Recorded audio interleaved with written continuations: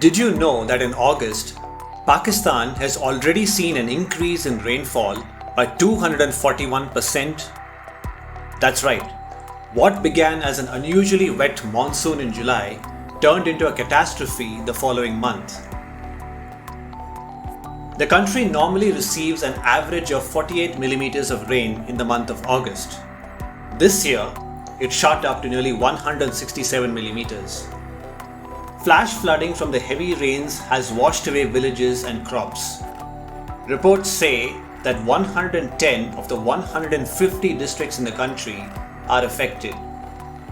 Pakistan's National Disaster Management Authority says that the floods have killed over 1,000 people and left at least 30 million without shelter. And the government has declared a national emergency.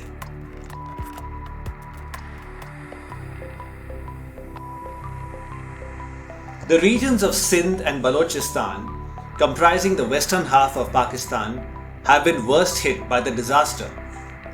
Punjab and the province of Khyber Pakhtunkhwa have also been hit.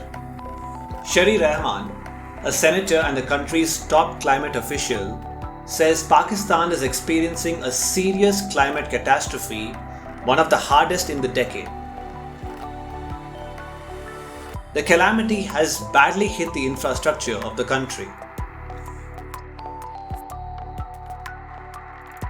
More than 5.7 million people are without shelter and food.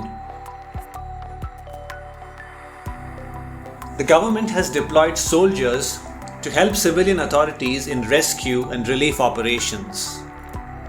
They have evacuated stranded residents to relief camps and provided food.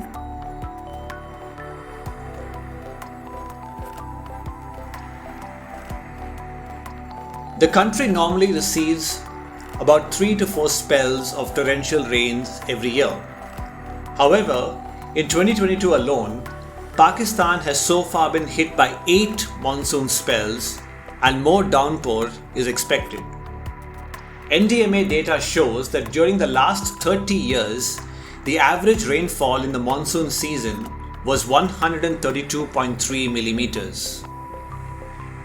But since June 14th this year, 385.4 millimeters of rains have been recorded, a jump of around 192%.